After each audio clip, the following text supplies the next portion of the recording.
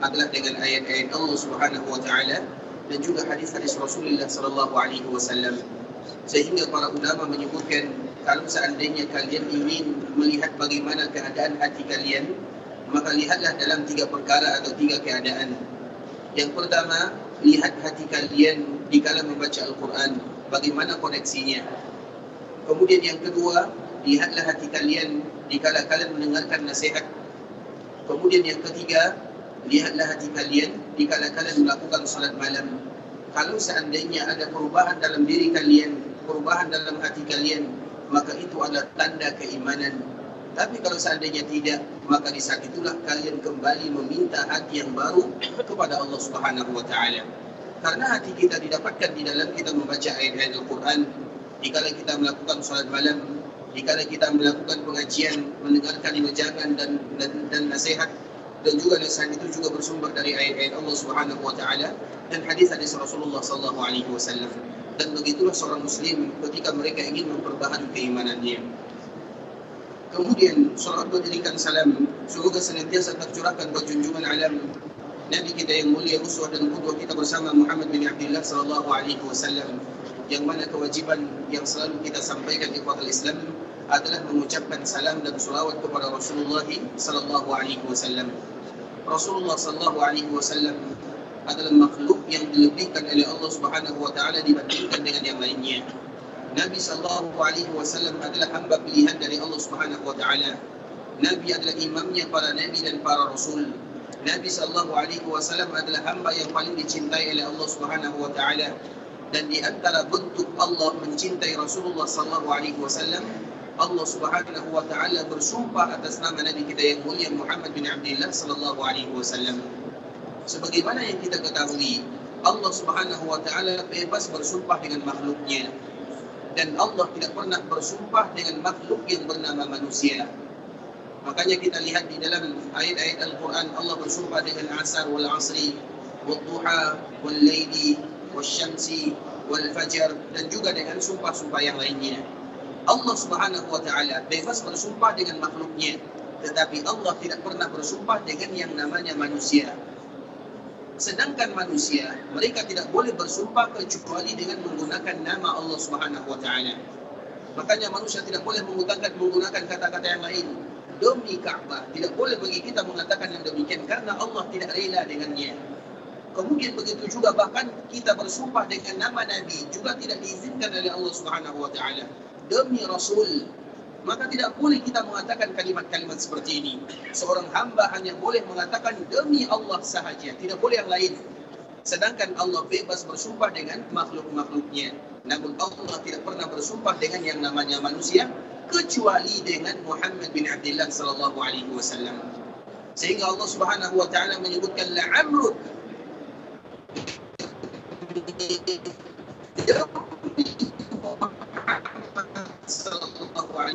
Artinya itu merupakan di antara cara Allah mengagungkan Nabi sallallahu alaihi wasallam.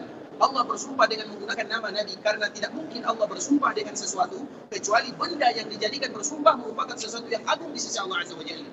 Dan satu-satunya makhluk yang Allah bersumpah dengannya adalah Nabi kita yang mulia Muhammad bin Abdullah sallallahu alaihi wasallam. Dan itu juga terukir ikhwatul Islam. Ketika Allah Subhanahu wa taala memanggil Nabi sallallahu alaihi wasallam di dalam Al-Qur'an, ketika Allah Subhanahu wa taala memanggil para nabi yang lainnya, Allah panggil dengan namanya. Misalnya Allah memanggil Nabi Adam, ya Adam, uskun anta wa zawjukal jannah. Wahai Adam, tinggallah kamu dan keluargamu di dalam surga. Ketika Allah Subhanahu wa taala memanggil Nabi Nuh, maka Allah langsung mengatakan, ya Nuh, ihbit bisalam. Wahai Nuh, turunlah dengan keselamatan. Ketika Allah Subhanahu wa taala memanggil Nabi Ibrahim, Allah mengatakan, ya Ibrahim, qad saddaqta ru'ya.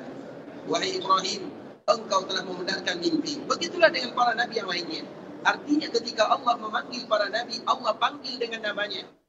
Tapi ketika Allah memanggil Nabi sallallahu alaihi wasallam, berbeda ceritanya. Allah tidak mengatakan ya Muhammad, maka kita tidak akan pernah mengatakan atau mendapatkan di dalam Al-Quran yang namanya ya Muhammad. Allah tidak pernah memanggil Nabi dengan sebutan nama, tapi Allah mengatakan ya ayyuhan nabi, wahai seorang nabi yang diutus. Kemudian di dalam ayat yang lain, ya ayyuhar rasul, wahai seorang rasul. Begitulah cara Allah Subhanahu wa taala memanggil nabi kita yang mulia. Berbeda caranya dengan Allah memanggil para nabi yang lainnya, dan tidaklah demikian kecuali karena kemuliaan yang luar biasa yang dimiliki oleh Rasulullah sallallahu alaihi wasallam. Dan itu juga di antara makna Allah berselawat kepada Nabi sallallahu alaihi wasallam, sehingga dengannya turun ayat innallaha wa malaikatahu yusalluna 'alan nabi. Allah berselawat kepada Nabi, malaikat juga berselawat kepada Nabi. Apa makna Allah berselawat kepada Nabi? Allah membanggakan Nabi sallallahu alaihi wasallam. Di dunia Allah banggakan Nabi, di akhirat Allah juga banggakan Nabi sallallahu alaihi wasallam. Kemudian wa malaikatahu, dan malaikat juga berselawat kepada Nabi. Bagaimana para malaikat berselawat kepada Nabi? Mereka beristighfar kepada Allah Subhanahu wa taala untuk Nabi sallallahu alaihi wasallam. Kemudian setelah Allah berselawat, malaikat berselawat, maka Allah mengatakan ya ayyuhalladzina amanu sallu. Wahai orang-orang yang beriman, berselawatlah kalian. Kalimat sallu ini ikhwatul Islam, Allah Subhanahu wa taala menggunakan kalimat syiddah di dalamnya. Dan kita selalu mengatakan di dalam bahasa Arab, apabila ada kalimat syiddah, tasydid, syiddah kalau bahasa kitanya, maka itu menunjukkan kasrah. Sehingga kalau kita artikan ya ayyuhalladzina amanu sallu, wahai orang-orang yang beriman, berselawatlah kalian. Apabila kita menerjemahkan dengan kalimat ini masih kurang artinya. Tetapi arti yang sebenarnya, wahai orang-orang yang beriman, banyaklah mengucapkan selawat kepadanya. Ada kalimat banyaknya. Begitu juga wasallimu, ada syiddah di sana. Artinya banyaklah kalian mengucapkan selawat kepada Rasulullah sallallahu alaihi wasallam. Makanya kaum muslimin mereka tidak boleh mengucapkan selawat kepada Nabi hanya satu kali saja atau hanya dua kali saja. Berarti mereka belum melaksanakan perintah Allah Subhanahu wa taala dengan sallu. Sallu itu artinya banyak mengucapkan selawat kepada Nabi kita yang mulia sallallahu alaihi wasallam, sebagaimana kita juga banyak mengucapkan salam kepada Rasulullah sallallahu alaihi wasallam. Allahumma salli ala Muhammad wa ala ali Muhammad kama sallaita ala Ibrahim wa ala ali Ibrahim innaka Hamidum Majid. Allahumma barik ala Muhammad wa ala ali Muhammad kama barakta ala Ibrahim wa ala ali Ibrahim innaka Hamidum Majid. Ikhwatul Islam, saudara kaum muslimin, para tetamu Allah rahimani wa rahimakumullah. Pada pertemuan sebelumnya kita bercerita tentang telaga Rasulullah sallallahu alaihi wasallam yang itu merupakan di antara tanda awal di mana kita berjumpa dengan Nabi. Karena Nabi sallallahu alaihi wasallam berjanji kepada umatnya. Di dalam sebuah hadis Nabi mengatakan, "Ana faratukum 'alal haud." Wahai umatku, aku tunggu kalian di telagaku. Itu merupakan di antara perjanjian kita dengan Rasulullah sallallahu alaihi wasallam. Disitulah kita akan bersua, berjumpa dan melihat wujud asli Nabi kita yang mulia Muhammad bin Abdullah sallallahu alaihi wasallam, seorang manusia yang sempurna, yang tentunya kita rindu berjumpa dengan Nabi yang mulia. Namun kerinduan tersebut mungkin belum terwujud di dunia, tapi nanti Allah wujudkan dan disebutkan mulia, ana faratukum 'alal haud. Farat itu artinya telah mendahului. Artinya Nabi sallallahu alaihi wasallam telah mendahului umatnya. Dan di mana nanti kita akan bersua? Kita akan bersua di sebuah tempat yang bernama Al-Haud. Haud itu artinya telaga. Dan telaga itu ikhwatul Islam merupakan di antara nikmat dari Allah kepada umat Nabi sallallahu alaihi wasallam, sebuah air yang berasal dari Al-Kautsar yang merupakan sungai di antara sungai-sungai yang ada di dalam surga yang dikhususkan oleh Allah Subhanahu wa taala kepada Nabi. Dari cabang Al-Kautsar ini maka muncullah yang namanya Al-Haud, telaga. Dan telaga itu artinya air yang sangat banyak, karena memang telaga Nabi SAW adalah telaga yang paling luas dibandingkan dengan telaga-telaga yang lainnya. Semua para nabi mereka punya telaga, tapi telaga yang paling luas, telaga yang paling indah, telaga yang paling istimewa, telaga yang paling memiliki keutamaan yang luar biasa adalah telaga Nabi SAW. Dan Nabi SAW menunggu kita di telaganya. Man marra alayya syarib wa man syariba lam yadman abada. Barang siapa di antara kalian yang lewat, maka minumlah. Barang siapa yang minum dari telaga Nabi, maka mereka tidak akan pernah lagi merasakan kehausan untuk selama-lamanya. Dan pembahasan ini ikhwatul Islam telah kita jelaskan sebelumnya. Tinggal kita mengulang sedikit tentang telaga Nabi SAW, karena hadis yang berkaitan dan bercerita tentang telaga adalah hadis yang mutawatir. Maknanya tidak boleh ada kaum muslimin mereka yang mengingkari hadis-hadis Rasulullah SAW terkhusus hadis yang disebut dengan hadis mutawatir. Dan salah satu hadis yang mutawatir adalah hadis yang berkaitan dengan telaga Nabi, dan Nabi menunggu kita di sana dan Nabi berada di atas mimbarnya. Kemudian ikhwatul Islam, ketika Nabi sallallahu alaihi wasallam memanggil umatnya, maka tentu kita sebagai umat Nabi sallallahu alaihi wasallam minum dari telaga Nabi sallallahu alaihi wasallam. Karena kalau kita tidak bisa minum dari telaga Nabi, di mana kita akan minum? Tidak ada tempat minum di akhirat. Ketika kita dikumpulkan oleh Allah Subhanahu wa taala, tidak ada minuman di sana. Setiap kita bertanggung jawab terhadap amalan yang kita lakukan. Satu-satunya tempat kita minum adalah telaga Nabi sallallahu alaihi wasallam. Sehingga mereka-mereka yang dimudahkan bisa minum dari telaga Nabi. Apa kata Rasulullah? Lam yazma abada. Mereka tidak akan pernah lagi merasakan kehausan untuk selama-lamanya. Bahkan jika mereka masuk pun ke dalam surga, mereka tidak lagi haus. Tapi mereka tetap menikmatinya. Artinya, ketika mereka meminum telaga Nabi satu teguk saja, maka hilang rasa haus dari mereka untuk selama-lamanya.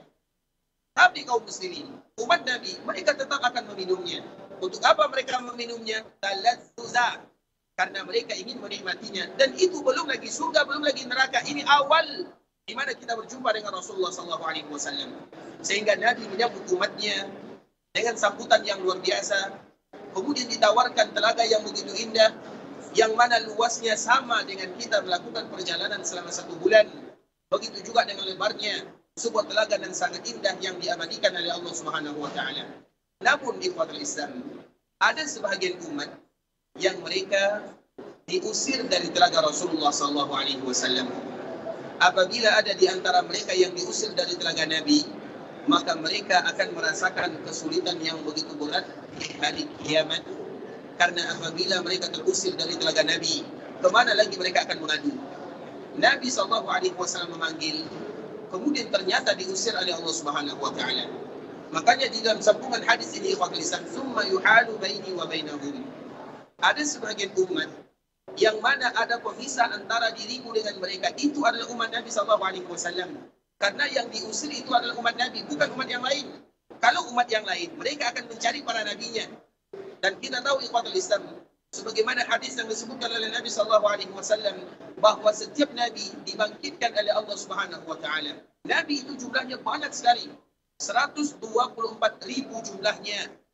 Sedangkan Rasul jumlahnya kurang lebih 313 orang. Setiap dari mereka punya telaga. Dan ada Nabi yang umatnya cuma 2.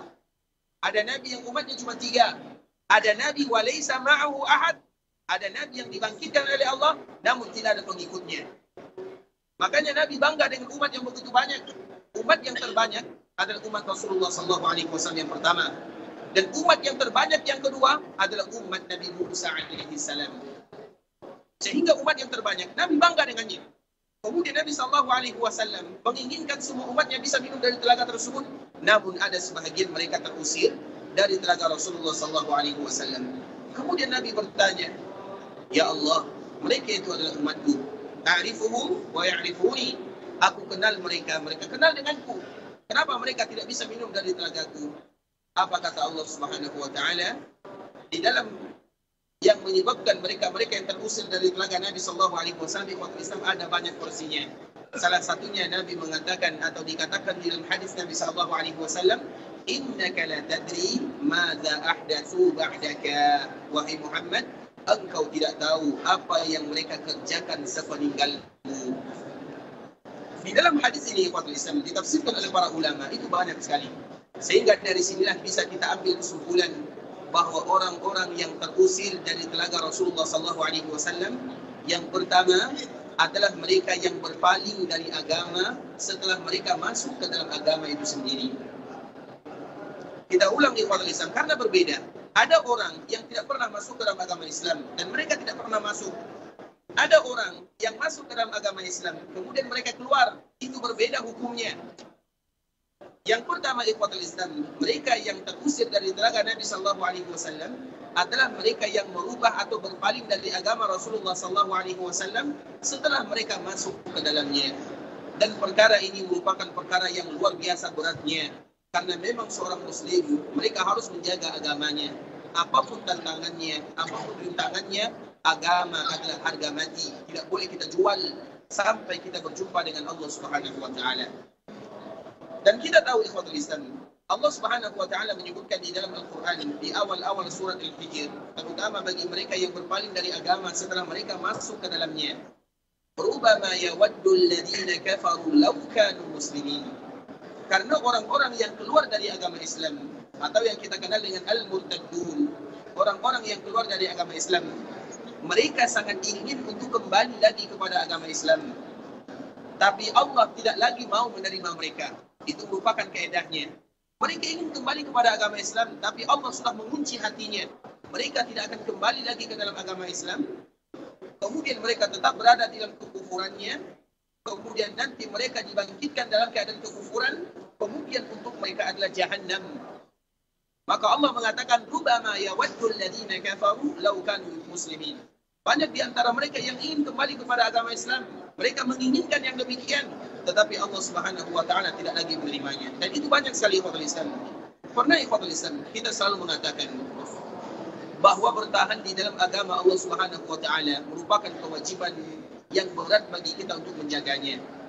Karena memang Nabi SAW mengatakan di dalam hadisnya, Badiru bil a'mal fitana kaqita'in minal laylil muzlim. Wahai kalian umatku, hendaklah kalian segera melakukan amalan. Artinya, apabila kalian punya kesempatan untuk beribadah, jangan ditunda-tunda. Karena ada sebuah penyakit yang namanya taswif. Taswif itu adalah penyakit kaum muslimin, semuanya. Dan taswif itu adalah awal daripada malapetaka. Apa makna taswif? Taswif itu mereka punya kesempatan beribadah sekarang, tapi mereka mengatakan tunggu dulu, nanti aku baru beribadah. Namanya taswif. Saufa a'mal, wa saufa af'al. Nanti aku akan kerjakan, nanti. Pada akhirnya dia pun mati tanpa melakukan apapun. Makanya kaum muslimin, ketika mereka punya kesempatan untuk beribadah, punya kesempatan untuk bersedekah, jangan ditunda. Hari ini keluarkan. Punya kesempatan untuk datang ke Mekah, hari ini datang, artinya jangan ditunda, kecuali karena alasan yang syar'i. Apapun ibadah yang Allah mudahkan bagi kita untuk melakukannya, dan kita ada kesempatan, ada kesehatan di sana, lakukan, jangan ditinggalkan. Kenapa demikian? Karena sebelum datang yang namanya fitnah. Fitnah itu bagaimana? Nabi mengatakan, Qaqita'in minal laylil muslim. Fitnah itu ibarat malam gelap gulita. Tidak bisa di antara kita bisa membedakan ini apa, ini alat apa, ini bagaimana bentuknya. Sulit bagi kita untuk membedakan yang satu dengan yang lainnya. Kemudian apa kata Nabi sallallahu alaihi wasallam? Yabi'u yusbihur rajulu mu'mina wa yumsi kafira. Fitnah ini apabila sudah melanda kaum muslimin dan sudah terjadi di zaman kita ini ikhwatul Islam. Yusbihur rajulu mu'mina wa yumsi kafira. Ada sebahagian kaum muslimin di pagi harinya mereka masih beragama Islam, namun di sore harinya mereka sudah kufur kepada Allah Subhanahu wa taala. Dan kebalikannya, wa yumsi mu'mina wa yusbihu kafira. Ada di antara mereka yang sore harinya masih beriman kepada Allah, di pagi harinya mereka sudah mulai ingkar kepada Allah Subhanahu wa taala. Apa maknanya? Mereka meninggalkan agama Allah Azza wa Jalla. Sehingga seorang mukmin mereka tidak boleh merasa aman. Artinya mereka harus mempertahankan keimanan. Tidak boleh, aku akan wafat dalam keadaan keimanan. Tidak ada yang menjamin. Artinya ikhwatul Islam, seorang muslim mereka harus mempertahankan keimanan agar mereka bisa nanti minum dari telaga Rasulullah SAW. Maka banyak cerita yang selalu disebutkan ikhwatul Islam, seperti misalnya cerita yang berulang, yang kita ulang dan kita kembali menyebutkan, yang disebutkan oleh Imam Al-Qurtubi rahimahullahu ta'ala tentang salah seorang muazzin yang tugasnya adalah menyuruh kaum muslimin melaksanakan ibadah salat. Dan dulu ketika orang muazzin, mereka ada namanya, kalau muazzin itu ikhwatul Islam biasa mereka azannya di tempat yang agak tinggi, menara kalau bahasa kitanya. Maka itu adalah sejarah menara. Kenapa kaum muslimin di masjidnya ada menara? Karena memang dulu ketika belum ada penggeras suara, orang yang muazzin mereka di sana azannya, agar suaranya terdengarkan oleh kaum muslimin. Kemudian muazzin ini ikhwatul Islam, muazzin coba bayangkan, yang menyuruh orang untuk melaksanakan ibadah salat. Kemudian tiba-tiba ketika dia azan, maka dia melihat terfitnah dengan salah seorang wanita.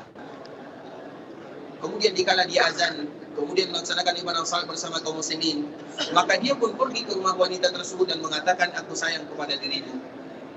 Kemudian wanita ini mengatakan, kalau kamu sayang kepadaku, maka silakan nikahi diriku. Tapi ingat, orang tuaku tidak akan pernah menikahkan aku dengan kamu. karena kita beda agama. Ternyata wanita ini bukan beragama Islam. Kalau kau ingin menikah, aku setuju, tapi dengan syarat kamu harus pindah agama. Kemudian apa yang terjadi ikhwatul Islam?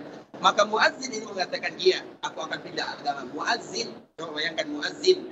Jadi jangan kita heran, ada orang yang seperti ini taatnya kepada Allah, kemudian tiba-tiba dia pindah agama. Itu bukan sejarah baru, sejarah lama yang berulang. Dan kita berlindung kepada Allah darinya. Kemudian dikala dia pindah agama, maka dinikahkan oleh orang tuanya. Ketika selesai menikah, baru saja selesai menikah, maka dia naik ke atas atau ke rumah wanita tersebut yang ada di lantai 2. Karena kebetulan rumahnya ada lantai pertama, ada lantai 2. Kemudian dikala dia naik, apa yang terjadi? Dikala dia naik, maka dia terjatuh. Dikala dia terjatuh, maka dia mati di sana. Dunia tidak dari dia dapatkan, agama sudah dia jual.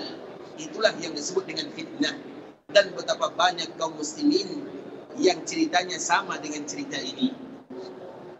Begitu juga dengan apa yang disebutkan oleh Imam Ibnu Katsir rahimahullah ta'ala. Imam Ibnu Katsir rahimahullah menceritakan di dalam Al-Bidayah wa Nihayah.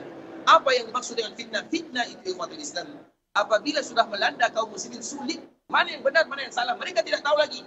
Makanya di antara fitnah yang pertama, ketika seorang muslim mereka sudah ragu terhadap agamanya.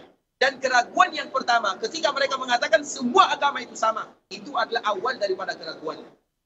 Makanya kaum muslimin mereka tidak boleh mengatakan semua agama sama. Kalau semua agama sama, silakan masuk kepada agama lain. Kenapa harus berada dalam agama Islam? Kalau semua agama sama, artinya agama itu tidak sama. Dan fitnah yang pertama melanda kaum muslimin, dikala mengatakan semua agama sama. Kalau semua agama sama, berarti Allah Subhanahu wa taala meridhai semuanya. Apa gunanya firman Allah, inna dina indallahil Islam? Apa manfaatnya Allah mengatakan wa may yabtaghi ghairal islami dinan falan yuqbal? Tidak ada gunanya ayat ini. Kalau kita mengatakan semua agama sama, dan itu adalah fitnah yang melanda kaum muslimin, itu awalnya. Karena apabila semua agama sama, berarti bebas. Mau agama ini, mau agama itu. Iya ikhwatul Islam. Seorang, kalau seandainya dia beragama Islam, itu merupakan nikmat dari Allah. Kalau dia beragama yang lain, itu pilihan dia. Dan dia akan mempertanggungjawabkan di hadapan Allah Azza wa Jalla. Tapi kita sebagai seorang muslim harus meyakini satu-satunya agama yang diridhai oleh Allah adalah agama Islam. Jangan pernah mengatakan semua agama itu sama. Tidak sama. Bahkan orang Yahudi juga mengatakan yang demikian. Orang Nasara juga mengatakan yang demikian. Setiap orang yang beragama pasti mengatakan agamanya lah yang paling benar. Tiba-tiba ada kaum muslimin yang mengatakan mereka ragu terhadap agamanya. Keraguan yang pertama ketika mengatakan semua agama sama. Kemudian di ikhwatul Islam, Imam Ibnu Katsir rahimahullah menceritakan, dulu ketika kaum muslimin mereka berjuang di jalan Allah, dan kita tahu para pejuang itu adalah orang-orang yang ahli beribadah. Mereka hafal Quran, mereka rajin salat, mereka rajin puasa, rajin beribadah kepada Allah Azza wa Jalla. Tiba-tiba di kala peperangan di ikhwatul Islam, ada salah seorang pasukan kaum muslimin. Dia juga terfitnah, kisahnya hampir sama. Terfitnah, fitnah itu banyak. Ada fitnah karena wanita. Mau menikah harus pindah dulu agama. Itu fitnah namanya. Ada fitnah karena harta. Kalau kamu ingin kaya, masuk dulu kepada agama kami. Langsung dia kaya. Ada fitnah karena jabatan. Banyak macam fitnah. Itu semuanya disebut dengan fitnah. Maka Nabi mengatakan fitnah. Taqita'in minal lailil muslim. Fitnah itu apabila sudah menyambar, itu ibarat malam. Kita tidak tahu lagi mana yang benar, mana yang salah. Makanya disebut dengan fitnah. Kemudian ikhwatul Islam, orang yang pejuang ini, dia melihat salah seorang wanita Romawi. Kemudian dia pun menulis surat. Aku ingin surat-surat cintalah kalau bahasa kitanya. Kemudian wanita itu membalasnya. Sama jawabannya. Aku tidak mungkin bersama dirimu kecuali kalau kamu masuk ke dalam agamaku. Maka pada akhirnya ikhwatul Islam, dia meninggalkan pasukan dan rombongannya. Kemudian dia pergi mengikuti hawa nafsunya untuk bersua dengan wanita yang tadi telah mereka berjanji di sana. Kemudian para sahabatnya bertanya, coba bayangkan, dia itu seorang yang ahli Quran, hafal Quran, rajin beribadah. Kemudian para sahabatnya pun mereka bertanya, wahai fulan, kenapa engkau meninggalkan kami? Kenapa engkau meninggalkan agama? Mana Quranmu? Mana salatmu? Mana puasamu? Ditanyakan semuanya. Apa jawaban orang ini? Baru saja dia keluar dari agama Islam, maka jawabannya, aku sudah lupa semuanya. Al-Quran yang tadi dia hafal hilang semuanya. Karena Allah tidak rela kalau Al-Quran itu kecuali kepada hamba-hamba yang mukmin. Hilang semuanya. Kemudian puasa yang aku lakukan, aku tidak lagi ingat. Coba bayangkan fitnah. Kalau sudah melanda bahaya. Makanya Allah mengajarkan kepada kita untuk berlindung dari fitnah kehidupan dan fitnah kematian. Wa min fitnatil mahya wal mamat. dari fitnah kehidupan dan juga fitnah kematian. Kemudian ikhwatul Islam, maka sahabatnya memanggilnya, wahai fulan, mana salatmu, mana puasamu, mana Quranmu? Dia pun mengatakan, aku lupa semuanya. Terutama ayat Al-Quran yang selalu dia hafal Quran. Aku lupa semuanya, kecuali satu ayat. Apa ayat tersebut? Itu ayat yang tadi kita bacakan. Al-Fatihah dia lupa. Ayat-ayat yang singkat hilang semuanya, kecuali satu ayat. Dia pun mengatakan, Rubbama yawaddu alladhina kafaru law kanu muslimin. Orang-orang yang tadi sudah keluar dari agama, mereka ingin kembali kepada agama, tapi itu hanya keinginan belaka. Allah tutup mereka, jalannya tidak lagi ada. Allah biarkan mereka berada dalam kekufurannya, karena itu pilihannya. Kenapa mereka keluar dari agama Allah Subhanahu wa taala? Rubbama yawaddu alladhina kafaru law kanu muslimin. Oleh karenanya ikhwatul Islam, cerita-cerita seperti ini sangatlah banyak. Bahkan mulai di zaman Nabi sallallahu alaihi wasallam.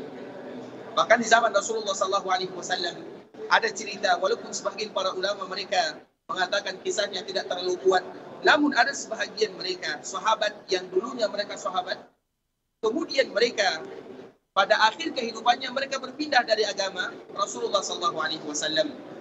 Makanya sahabat itu harus ada 3 syarat di dalamnya. Yang pertama melihat Nabi atau berjumpa dengan Nabi. Yang kedua beriman kepada Nabi. Yang ketiga wafat dalam keadaan keimanan. Kalau mereka wafat dalam keadaan kekufuran, maka mereka keluar dari kata yang namanya sahabat Rasulullah sallallahu alaihi wasallam. Dan itu pernah terjadi di zaman Nabi. Dikala dia masuk Islam, kemudian pada akhirnya dia kufur, dia ingkar kepada Allah, dan dia wafat dalam keadaan keingkaran atau kekufuran tersebut. Maka orang-orang yang seperti ini, ikhwatul Islam, adalah orang yang pertama kali diusir dari telaga Rasulullah sallallahu alaihi wasallam karena mereka sudah mendapatkan cahaya Islam, kemudian mereka meninggalkan cahaya dan mereka pergi kepada kegelapan dan mereka berada di dalamnya untuk selama-lamanya.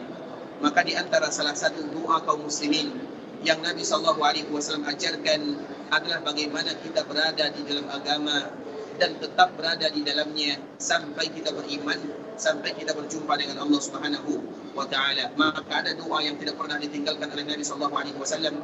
Banyak doa yang Nabi ajarkan kepada kita ikhwatul Islam, dan di antara salah satu doa yang mudah, Allahumma ya muqallibal qulub, tsabbit qalbi ala dinik. Ya Allah, ya bolak-balikkan, karena hati ini berada di tangan Allah. Bisa jadi Allah bolak-balikkan kepada kebenaran ataupun kepada kemungkaran, dan kita ingin agar hati kita selalu berada di dalam kebenaran. Dan di dalam doa yang lain ikhwatul Islam, kalau doa yang pertama mungkin semua kita hafal, ada juga doa yang lain dari sahabat Syaddad bin Aus radhiyallahu taala anhu. Nabi mengatakan, wahai Syaddad, hendaklah kamu jangan meninggalkan doa ini. Ketika engkau melihat manusia berlomba-lomba mengumpulkan dunia, maka hendaklah engkau berlomba-lomba untuk membaca ayat ini atau doa ini. Apa doanya? Allahumma inni as'aluka ats-tsabata fil amr wal 'azimata 'ala ar-rushd. Allahumma inni as'aluka mujibati rahmatik wa 'azaima maghfiratik. Allahumma inni as'aluka syukra ni'matika wa husna ibadatik. Allahumma inni as'aluka qalban salima wa lisanan sadiqa. Allahumma inni as'aluka khaira ma ta'lam wa a'udzu bika min syarri ma ta'lam innaka anta 'allamul ghuyub. Atau juga banyak doa-doa yang lain ikhwatul Islam, seperti misalnya doa Rasulullah sallallahu alaihi wasallam yang diajarkan, Allahumma inni as'aluka fi'lal khairat wa tarkal munkarat wa hubbal masakin wa an taghfira li wa tarhamani wa idza aradta fitnah fi qaumin fatawaffani ghayra maftun. Allahumma inni as'aluka hubbak wa hubba man yuhibbuk wa hubba amalin yuqarribuni ila hubbik. Atau juga doa-doa yang lainnya. Artinya ikhwatul Islam, kaum muslimin mereka tidak boleh kecuali berdoa kepada Allah agar mereka tidak pernah keluar dari agama, terutama di zaman yang sekarang penuh dengan fitnah. Kita melihat contoh saja, kami mohon maaf, contohnya ikhwatul Islam, misalnya dulu tahun 90-an kita hanya bercerita tentang negara kita ya. Kalau negara lain wallahu ta'ala kami tidak tahu. Tahun 90-an jumlah kaum muslimin yang ada di negara kita berapa persen? Siapa yang tahu? Di Indonesia dulu tahun 90-an berapa persen kaum muslimin? Lebih daripada 95%. 95%. Artinya hanya 5% saja mereka yang bukan muslim. Itu dulu. kurang lebih tahun 90-an, 2000-an. Sekarang sudah 30 tahunan, baru berjelang 30 tahun. Berapa tersisa kaum muslimin yang ada di daerah kita? Berapa persen? 87. Bisa jadi 50 tahun yang akan datang, 80. Bisa jadi 100 tahun yang akan datang, 70.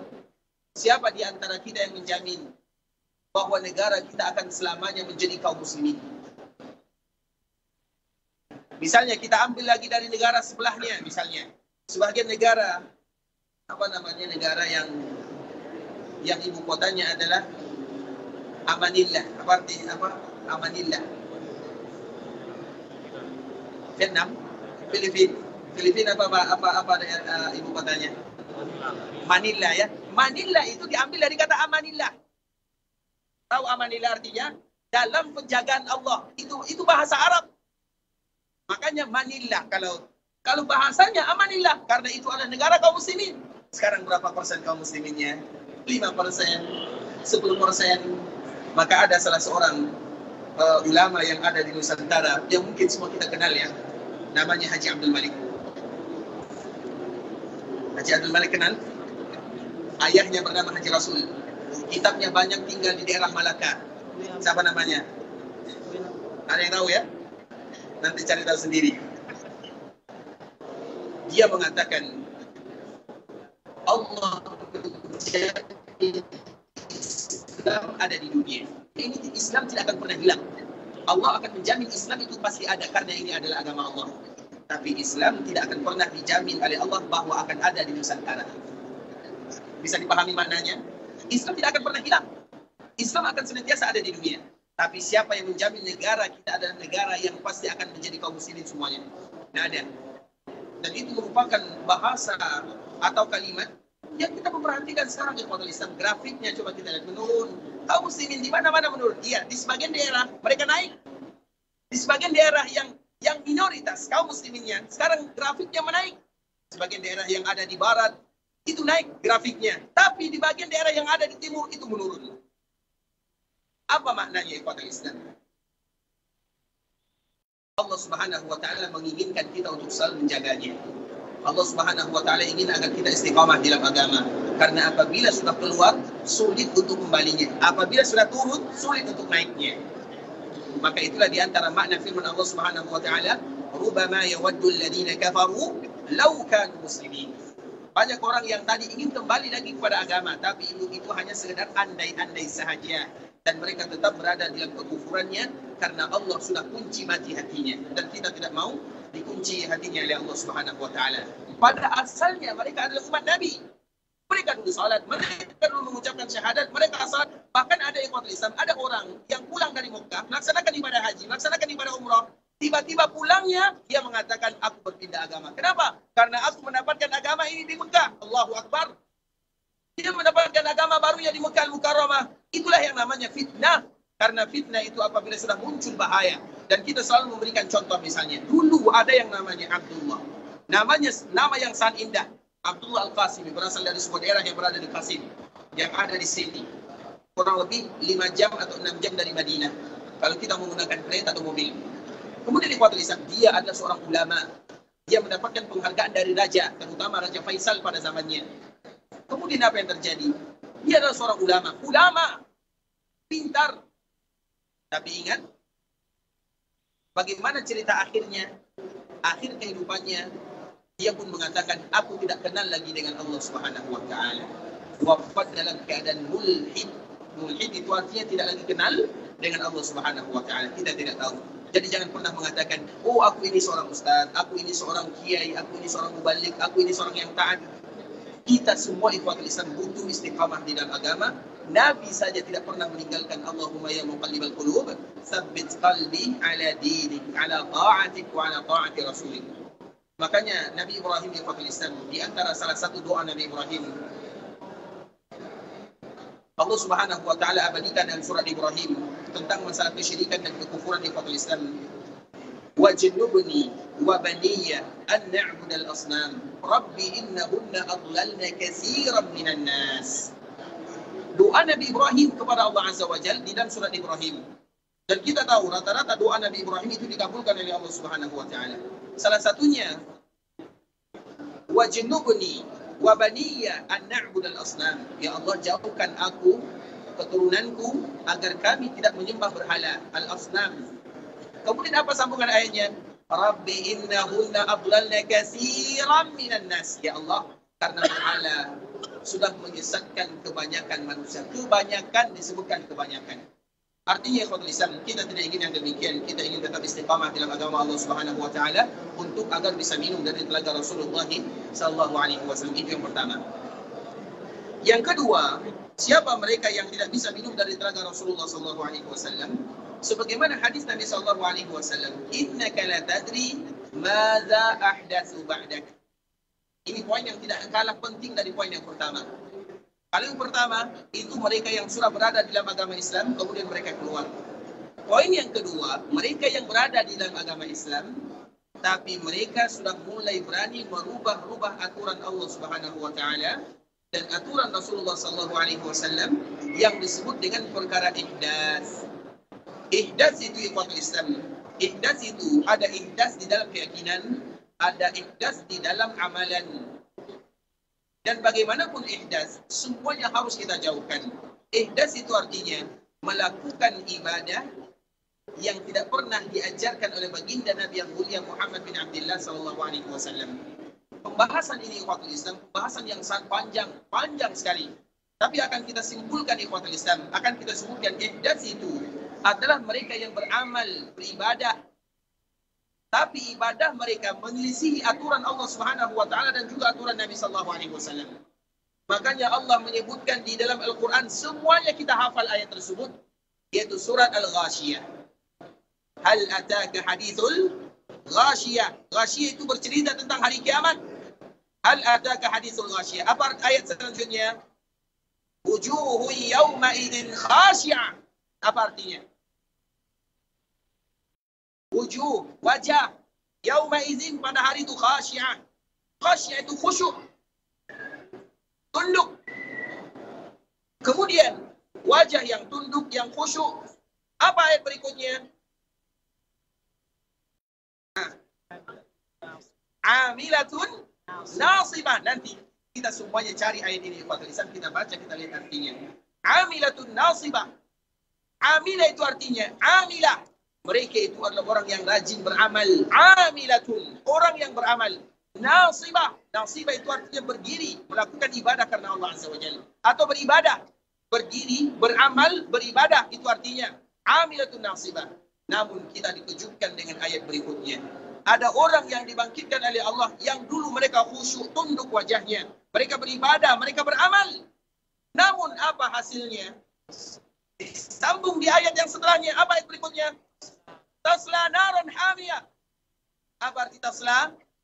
Sampai naran, nar neraka hamiyah, yang panas. Kenapa bisa? Dia beramal, dia beribadah, tapi ujung-ujungnya dia dimasukkan oleh Allah Subhanahu wa taala di api neraka. Itu bahaya. Biasanya ikhwatul Islam, amalan kebaikan yang memasukkan kita ke dalam surga. Tapi ini faktanya berbalik. Amalan yang mengantarkan dia ke dalam neraka Allah Azza wa Jalla. Dan itu banyak sekali ikhwatul Islam. Misalnya dalam hadis Nabi, amalan itu, makanya kita tidak beramal. Jangan pernah kita menganggap amalan kita itu, kita bangga dengan amalan yang kita lakukan. Jangan sekali-kali. Karena bisa jadi amalan yang kita lakukan tidak dinilai oleh Allah Azza wa Jalla. Amalan itulah yang pada akhirnya menjatuhkan kita dan menjerumuskan kita ke dalam neraka Allah Azza wa Jalla. Contoh misalnya, di dalam riwayat yang dibawakan oleh Imam Muslim, Nabi SAW menyebutkan tentang orang yang syahid, tentang orang yang dermawan, tentang orang yang baca Quran, amalan-amalan yang luar biasa manfaatnya, faedahnya, bagaimana amalan ini memiliki nilai yang sangat tinggi di dalam agama. Tapi ujung-ujungnya, di dalam hadis ini disebutkan, orang yang syahid, dia pun akhirnya dimasukkan di dalam neraka. Bukan hanya masuk dalam neraka, dialah yang pertama kali dicampakkan dalam api neraka. Padahal dia syahid. Yang kedua, orang yang qari, orang yang baca Quran. Baca Quran, faedahnya sangat luar biasa indahnya. Tapi kenapa dia masuk neraka akhirnya? Dan yang ketiga, orang yang berderma, yang sedekah, yang zakat, yang dermawan. Pada akhirnya dia dimasukkan dalam neraka Allah Azza wa Jalla. Kenapa demikian? Maka nanti baca sendiri hadisnya. Artinya ya Fadil Islam, banyak amalan-amalan yang tujuan sebenarnya bisa memasukkan seorang hamba ke dalam surga, tapi kadang-kadang bisa sebaliknya, bisa mengantarkan mereka ke dalam neraka Allah Subhanahu wa taala. Hadis ini Fadil Islam dibawakan di Sahih Muslim, maka nanti bisa kita cari sendiri apa alasannya. Kemudian begitu juga dengan ayat ini. Hal ataka hadithul ghashiyah wujuhun yawmaidin khashiyah 'amilatun nasibah tasla naran hamiyah tusqa min 'ainin aniyah laysa lahum ta'amun illa min dhari' la yusmin wa la yughni min ju'. Ayat ini ikhwatul Islam, ayat yang berbicara tentang neraka Allah Subhanahu wa taala, yang disebutkan salah satu makanannya adalah dhari'.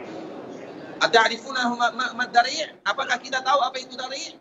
Dhari' itu ikhwatul Islam, makanan yang harus dimakan dan dia berduri. Apabila dimakan, robek kerongkongan dan juga perut kita semuanya, habis semuanya. Itu disebut dengan dhari'. La yusmin wa la yughni. La yusmin tidak membuat dia berbadan atau tidak mengenyangkan, wa la yughni min ju', tetap dia dalam keadaan lapar.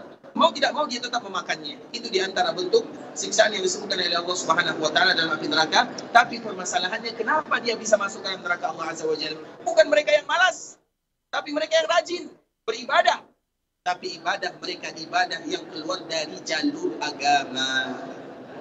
Sehingga ikhwatul Islam, dikala kita beribadah kepada Allah Subhanahu wa taala, tentunya ada barometernya agar ibadah kita semuanya sama. Dan tidak ada barometer yang paling indah kecuali Rasulullah sallallahu alaihi wasallam. Itu barometernya. Karena kalau kita jadikan fulan barometernya, kita tidak akan pernah sama. Tapi apabila kita jadikan Nabi sebagai ukuran dan standarnya, disitulah kita akan sama. Iya, mungkin ada sedikit perbedaan. Perbedaan itu pun ikhwatul Islam, perbedaan karena perbedaan tidak mungkin terjadi kecuali setelah adanya kesepakatan. Makanya para ulama mereka berbeza, terutama ulama mazhab, mereka tidak mungkin langsung berbeda begitu saja, tidak. Mereka tidaklah berbeda kecuali sebelumnya mereka sudah ada kata sepakatnya. Kemudian ada poin-poin kecil di mana nanti mereka berbeza di sana. Dan perbezaan itulah rata ikhwatul Islam adalah perbedaan furu'iyah. Yang disebutkan oleh para ulama perbedaan furu'iyah, yaitu cabang. Yang kita ambil ini silakan, yang kita ambil ini silakan, yang kita ambil ini silakan. Tapi sebelum mereka berbeza, mereka bersatu. Persatuan mereka inilah yang harus kita cari. Kalau perbedaannya silakan. Makanya kita tidak boleh paksakan orang yang ada di Nusantara, kita paksakan dengan amalan yang orang yang ada di sini, tidak mungkin bertemu. Tapi itu di dalam masalah cabang, bukan dalam masalah inti. Dalam masalah inti mereka tentunya sudah bersama. Artinya ya ikhwatul Islam, di dalam amalan kita jangan melakukan amalan sampai kita tahu kenapa kita beramal. Misalnya kita melakukan sebuah ibadah. Misalnya kita baca astaghfirullah setelah kita salat. Kalau ada yang bertanya, wahai fulan, setelah kita salat, ada yang bertanya kepada kita, setelah kita salat assalamualaikum, kita mengatakan astaghfirullah, astaghfirullah, astaghfirullah, astaghfirullah, astaghfirullah 10 kali. Boleh atau tidak? Boleh atau tidak? Boleh atau tidak? Boleh atau tidak? Ini doa. Yang mengatakan tidak boleh, apakah tidak boleh beristighfar? Boleh atau tidak? Boleh. Yang satu mengatakan boleh, yang satu tidak. Ini dua ulama yang berbeda. Yang mana yang betul? Boleh atau tidak? Boleh. Yang mengatakan boleh angkat tangan. Sila. Apa alasannya? Kita akan beristighfar. Tapi kan Nabi mengatakan istighfarnya hanya 3. Macam mana boleh? Jawab. Boleh atau tak? Tapi Nabi mengatakan istighfar setelah salat berapa jumlahnya? 3. Sekarang kita buat 10. Boleh atau tidak? Ya. Silakan jawab. Yang tadi mengatakan, silakan, kita ingin menyebutkan. Boleh atau tidak? Kenapa harus dihitung? Iya, karena Nabi menghitungnya. Nabi mengatakan dihitung 3. Contoh misalnya. Kita masuk tandas. Baik. Kemudian pas kita keluar, kita mengatakan bismillah. Boleh atau tidak? Boleh atau tidak? Bismillah. Bismillah. Apakah kita berani mengatakan tidak boleh kita mengucapkan bismillah? Boleh atau tidak? Kenapa tidak? Karena bukan pada tempatnya. Astaghfirullah. Kita mau baca 1000, 100.000, jutaan boleh. Tapi kalau setelah sholat berapa? Tiga saja. Bisa dipahami? Paham atau tidak? Kalau tak paham boleh. Paham atau tidak? Contoh yang lain. Baik. Sekarang setelah salat, kita beristighfar, baca doa, baca subhanallah. Kita baca subhanallah 1000 kali. Boleh atau tidak? Subhanallah. Kita baca 1000 kali. Boleh atau tidak? Berarti yang mengatakan tidak, kita tidak boleh mengucapkan subhanallah. Tidak. Bukan berarti tidak boleh mengucapkan subhanallah. Tapi Rasul mengatakan 33. Kenapa harus dihitung? Karena Nabi yang nyuruh. Paham? Betul paham nih? Betul? Karena paham ini hadiahnya. Masya Allah. Bisa nih. Masya Allah. Insya Allah paham ya? Baik. Karena ada contoh ikhwatul Islam. Ini contoh ya. Semoga contoh ini bermanfaat. Dan contoh ini ikhwatul Islam di zaman Abdullah bin Umar radhiyallahu ta'ala. Abdullah bin Umar. Ini contoh ya, agar kita perhatikan baik-baik. Supaya nanti kita tidak salah tangkap. Karena kita ingin berhati-hati dalam agama. Karena kita ingin beragama. Betul-betul ada alasannya, landasannya, argumennya. Karena kita tidak ingin keluar dan kita tidak ingin masuk ke dalam perkara yang disebut dengan al-ihdas. Di zaman Abdullah bin Umar kita tahu siapa dia. Kemudian ada orang yang bersin. Orang bersin, kita tahu biasanya orang bersin, acip, dibacanya astagfirullah. Betul atau salah? Salah. Astagfirullah. Betul atau salah? Salah. Bukan astagfirullahnya salah. Yang salah itu posisinya. Bisa dipahami? Nah, di zaman Abdullah bin Umar radhiyallahu ta'ala anhu, ada orang yang bersin. Kemudian dia mengatakan, Alhamdulillah, perhatikan baik-baik kalimatnya. Alhamdulillah, wassalamu ala rasulillah. Siapa yang berani jawab, angkat tangan. Betul atau salah? Hati-hati ya. Jangan sembarangan bilang salah, bahaya. Jangan sembarangan bilang betul, juga bahaya. Baik, siapa yang berani, betul-betul berani dengan alasannya? Silakan. Baik. Tidak boleh. Kenapa? Karena Rasulullah tidak menyuruh seperti itu. Dari mana kita tahu Rasulullah tidak menyuruh seperti itu? Apakah kita semua sudah baca hadis? Dari mana? Karena Abdullah bin Umar mengatakan, wa ana aqul alhamdulillah wassalamu ala rasulillah. Orang ini, dia bersin. Dia mengatakan, alhamdulillah wassalamu ala rasulillah. Apa kata Abdullah bin Umar? Aku pun mengatakan alhamdulillah wassalamu ala rasulillah. Mana? Tidak jawab. Ragu ya? Tidak tahu atau tidak tahu alasannya? Berbeda. Tidak tahu atau tidak tahu alasannya? Tidak tahu alasannya. Berarti tidak tahu ya? Ayo, yang lain. Siapa yang berani jawab? Baik, Mas Islam, kita selesaikan ya. Baik, hadis ini dia bersin, dia mengucapkan alhamdulillah wassalatu wassalamu ala rasulillah. Apa kata Abdullah bin Umar? Bukan kata kita, kata Abdullah bin Umar. Wa ana aqul, dan saya juga mengatakan alhamdulillah wassalamu ala rasulillah. Aku juga mengatakan alhamdulillah wassalamu ala rasulillah. Kemudian ada sambungannya. Tetapi Nabi mengajarkan kepada kita kalau kita bersin, ucapannya adalah alhamdulillah ala kulli hal. Berarti apabila ada orang yang bersin, acip, alhamdulillah wassalatu wassalamu ala rasulillah, boleh atau tidak? Boleh atau tidak? Tipis ya? Boleh atau tidak? Kenapa boleh? Karena mengikuti salah satu sunnah sahabat. Sahabat siapa? Sahabat Abdullah bin Umar. Abdullah bin Umar tidak melakukannya. Abdullah bin Umar, makanya kita harus pahami hadis ini ikhwatul Islam. Abdullah bin Umar mengatakan, saya juga mengatakan alhamdulillah wassalamu ala rasulillah, tapi bukan hanya dikala bersin. Pertanyaannya, ketika bersin, bukan berarti melarang kita mengucapkan salam kepada Nabi. Salam, salawat, ucapkan kapanpun, berapapun, silahkan. Tapi kalau bersin, apa yang harus diucapkan? Alhamdulillah. Kalau ingin tambah, alhamdulillahi ala kulli hal. Kalau ingin tambah, bisa Bisa dipahami atau tidak? Begitulah dalam agama ikhwatul Islam. Apalagi perkara-perkara yang berat. Kita contohkan yang lain. Ini kita sudah mulai masuk kepada sedikit contoh ya. Semoga contoh ini bermanfaat kepada kita semuanya, terkhusus bagi kita yang melaksanakan ibadah haji dan umrah. Contoh ini selalu kita angkat ikhwatul Islam, semoga bermanfaat.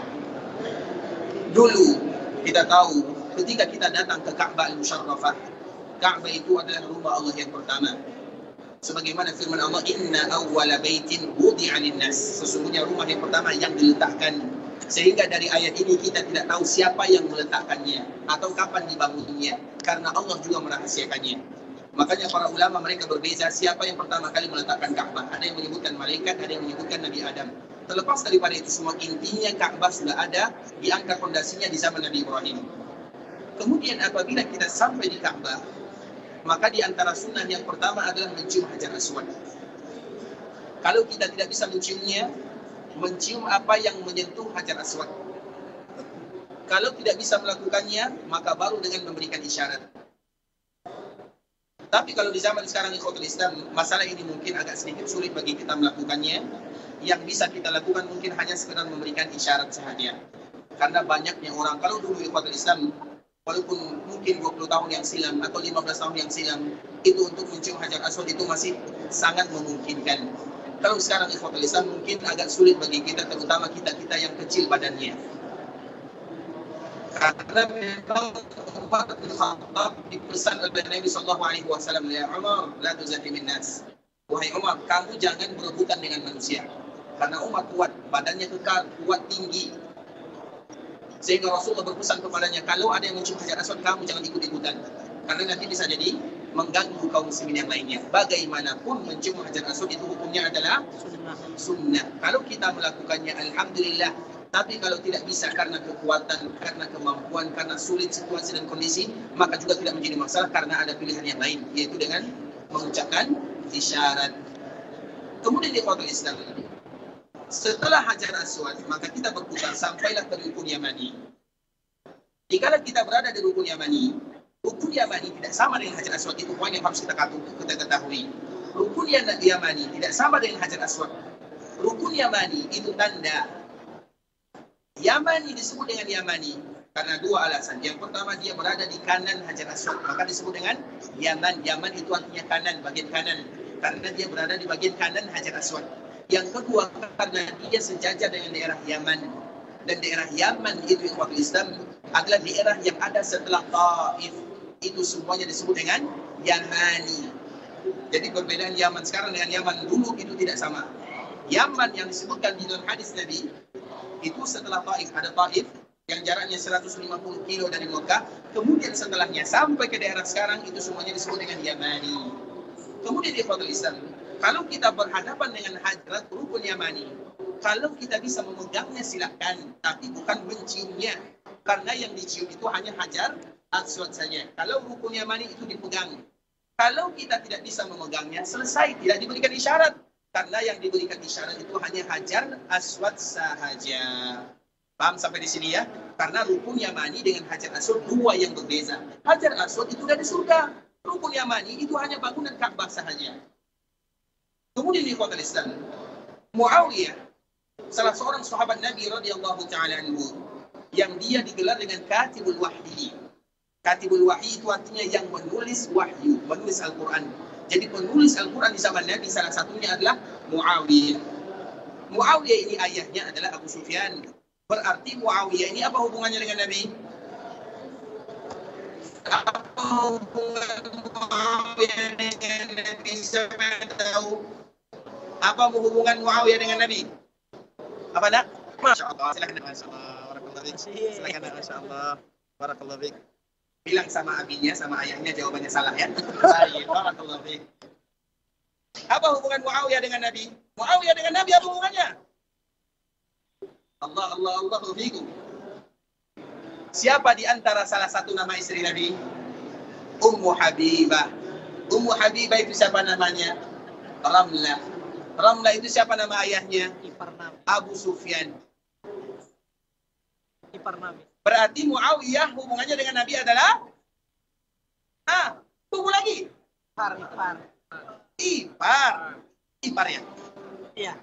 Karena saudarinya daripada Muawiyah adalah istri Nabi. Nabi. Apa namanya bahasa kita? Ipar. Ipar ya, ipar dia. Jangan sampai tidak tahu. Bahaya. Itu keluarga Nabi Sallallahu Alaihi Wasallam, itu sahabat Nabi. Muawiyah. Artinya Muawiyah ini iparnya Nabi Sallallahu Alaihi Wasallam. Dan dia dekat dengan Nabi. Maka celaka orang-orang yang memojokkan Muawiyah. Muawiyah itu adalah sahabat yang mulia. Dan dia dimuliakan dengan menulis wahyu. Apabila kita berbicara tentang sahabat Nabi, siapapun dia, maka ucapkanlah radhiyallahu ta'ala anhum ajma'in. Kemudian Muawiyah ini, dia pergi ke Mekah. Muawiyah itu satu level dengan Abdullah bin Abbas. Levelnya Abdullah bin Abbas, Abdullah bin Umar itu satu level. Nah, level ini, sahabat kecil ini, yang ulama itu adalah Abdullah bin Abbas. Karena didoakan oleh Nabi SAW. Karena kita harus tahu, semua sahabat bukan berarti mereka ulama. Tidak semua sahabat mereka disebut dengan ulama. Ulama dari kalangan sahabat itu tidak banyak. Makanya yang meriwayatkan cerita hadis dari para sahabat itu juga tidak banyak. Dan yang paling banyak itu salah satunya adalah Abdullah bin Abbas. Muawiyah, dia sibuk dengan kepemimpinan. Terutama dia memimpin di Arab Syam 40 tahun lamanya. Bukan waktu yang singkat. Kemudian dia pergi Ka'bah.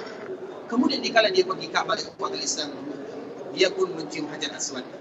Dan kebetulan dikala dia pergi haji, berpapasan dengan Abdullah bin Abbas. Karena Abdullah bin Abbas di akhir kehidupannya tinggalnya di Mekah. Dan wafatnya di mana Abdullah bin Abbas wafat? Tidak tahu ya, tutup buku dulu, besok kita sambung. Cari di mana Abdullah Abbas. Kita semuanya pergi ke sana. Ke mana? Mana? Taif. Ikhwatul Islam, saudara kaum muslimin, insyaallah kita sambung besok ya. Karena waktu juga yang memisahkan kita bersama. Semoga Allah Subhanahu wa taala menjaga kita, menerima semua amal ibadah yang kita lakukan, mengabulkan doa dan permintaan kita. Kalau ada di antara kita yang ingin meninggalkan Madinah untuk pergi ke Mekah Al-Mukarramah dalam rangka melaksanakan ibadah umrah, semoga Allah Subhanahu wa taala menjadikan umrah mereka adalah umratan mabrurah wa sa'yan mashkura wa dhanban maghfura. Kalau ada di antara kita yang ingin pulang ke kampung halaman, habis waktunya di Mekah dan Madinah, semoga Allah mudahkan perjalanannya, lancarkan urusannya, kembali bersua berkumpul dengan keluarganya dalam keadaan sehat walafiat, dan semoga kita selalu diberikan kesempatan oleh Allah Subhanahu wa taala untuk bisa bersua dengan Mekah dan Madinah, dan semoga kita semuanya diberikan husnul khatimah. Kita tutup dengan doa kafaratul majlis. Subhanakallahumma wa bihamdika asyhadu an la ilaha illa anta astaghfiruka wa atubu ilaik. Wa sallallahu wa sallim ala nabiyyina wa habibina wa qalilina wa sayyidina Muhammadin wa ala alihi wa sahbihi wa sallam tasliman katsira. Assalamualaikum warahmatullahi wabarakatuh.